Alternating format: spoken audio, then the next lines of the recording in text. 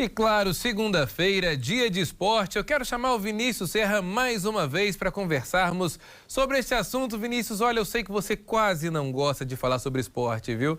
Eu queria saber o seguinte, Vinícius, faltando aí 13 dias para o Mundial, os jogadores que vão defender a seleção brasileira no Catar foram anunciados hoje pelo técnico Tite. Conta mais pra gente. É isso mesmo, Elias. A tão sonhada lista, dos convocados para disputar a Copa do Mundo no Catar, que já acontece já no próximo dia 20, o Brasil estreia no dia 24, foi anunciada hoje pelo técnico Tite, junto com a sua comissão, com a Comissão Técnica Brasileira, e os 26 nomes foram indicados. Nós tivemos grande surpresa nessa convocação, até pelo ciclo de trabalho que o Tite vinha fazendo. Algumas constatações, alguns nomes agradam uns, desagradam outros, alguns ficaram de fora, mas eu acho que dentro do padrão que ele vinha trabalhando com esses jogadores é algo aceitável, algo entendível. Eu acho que o melhor que nós tínhamos também para levar para a Copa do Mundo. Vamos acompanhar como é que foi esse anúncio e quais são os 26 nomes que vão estar no Catar. A relação com os 26 jogadores que vão buscar o hexacampeonato mundial foi divulgada pelo técnico Tite no início da tarde desta segunda-feira, dia 7 de novembro. Entre os goleiros estão Alisson, Ederson e o Everton. Nas laterais, Daniel Alves, Danilo, Alex Telles e Alexandro.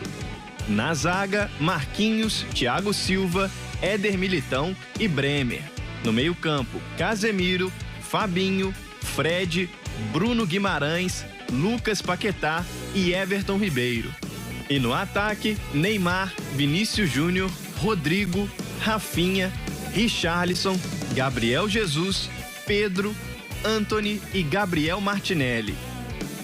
A lista tem 9 jogadores que participaram da última Copa, há 4 anos na Rússia, e 15 atletas novatos que vão ter a oportunidade de jogar o torneio pela primeira vez. Entre os convocados, a presença do lateral direito Daniel Alves foi o alvo de críticas e memes nas redes sociais. Na coletiva, Tite justificou a convocação do jogador de 39 anos.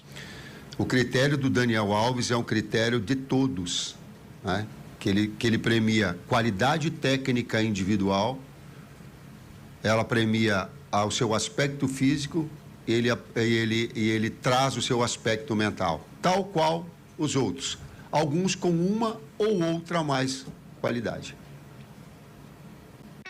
A ausência de Gabriel Barbosa, o Gabigol, também chamou a atenção de alguns torcedores. A lista oficial dos jogadores brasileiros selecionados para a Copa ocupou os trend topics do Twitter. Todos os jogadores convocados integram uma lista prévia com 55 nomes que Tite enviou à FIFA no último dia 21 de outubro. Uma eventual troca somente por lesão pode ser realizada até um dia antes da estreia brasileira, desde que o novo atleta conste entre os 55 pré-convocados. Os 26 selecionados se apresentam à seleção na próxima segunda-feira, dia 14, na Itália, onde o grupo vai se concentrar por 5 dias no centro de treinamentos da Juventus antes da viagem para Doha, no Catar. A estreia da seleção brasileira na Copa acontece no dia 24 contra a Sérvia, às 4 horas da tarde, no horário de Brasília.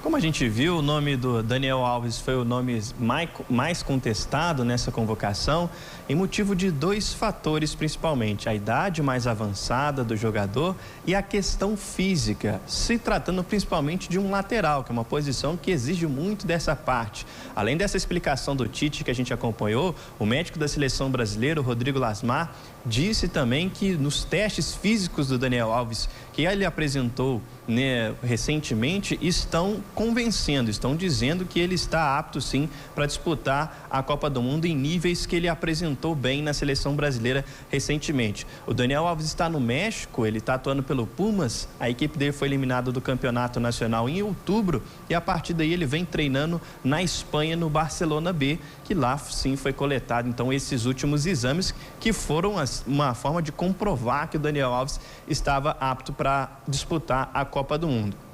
ele vai se tornar um jogador com maior idade a disputar uma Copa do Mundo pela seleção brasileira com seus 39 anos. Queria destacar também alguns jogadores que chegaram nessa parte final do ciclo de Copa do Mundo, né, que começa já no final da Copa de 2018 até agora a preparação para a Copa de 2022, nesses 4 anos, alguns jogadores que tiveram pouco tempo, mas conseguiram convencer o técnico Tite, que é o caso do zagueiro Bremer, que atua no Juventus da Itália, o atacante Pedro do Flamengo, que apesar de ter sido já um nome que era recorrente, sempre muito bem falado, mas conseguiu confirmar isso com boas atuações pela equipe do Flamengo, foi convocado nos últimos amistosos, inclusive fez gol e garantiu a vaga para a Copa do Mundo. E também o Gabriel Martinelli, talvez esse um dos nomes mais desconhecidos pelo torcedor brasileiro, ele que joga no Arsenal da Inglaterra.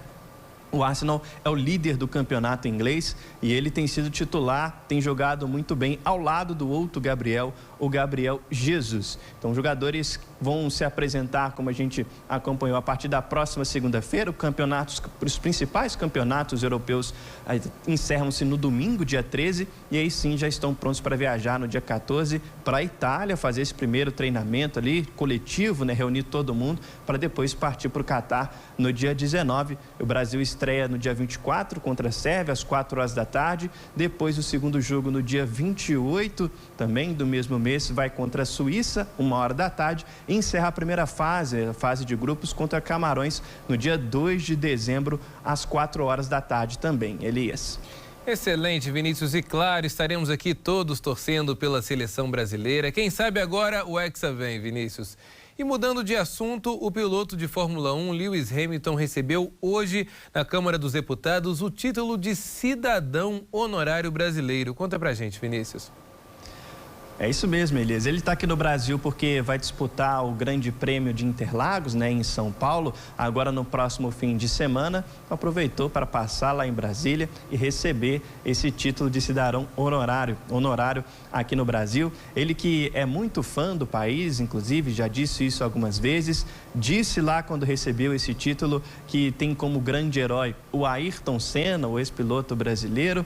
Ele falou que ama o pessoal brasileiro, que se sente muito bem, já gostava muito do país, e quando ele veio aqui pela primeira vez em 2007, foi muito abraçado, foi muito bem recebido pelo povo brasileiro, e ele disse inclusive que finalmente pode dizer que é um de vocês, né? Ele disse isso se sentindo então um pouco mais brasileiro. A proposta foi do deputado André Figueiredo, que propôs essa homenagem ao heptacampeão da Fórmula 1, isso por conta desse relacionamento próximo que ele tem com o Brasil e também porque em 2021, ao vencer o Grande Prêmio de Interlagos aqui no Brasil, ele deu uma volta simbólica carregando a bandeirinha brasileira ali nas suas mãos com o carro depois de vencer, assim como o Ayrton Senna fez em 1991. Então, Lewis Hamilton, o novo brasileiro aí da Fórmula 1 que já está acabando, faltam apenas esse GP de Interlagos e mais um para encerrar a atual temporada. Já tem o seu campeão, o Max Verstappen. Lewis Hamilton não conseguiu levar dessa vez, mas segue pilotando e agora também com a nacionalidade brasileira. Elias. Vinícius, é uma honra para ele e, claro, para todos nós como brasileiros também. Muito obrigado pelas informações, uma ótima noite para você.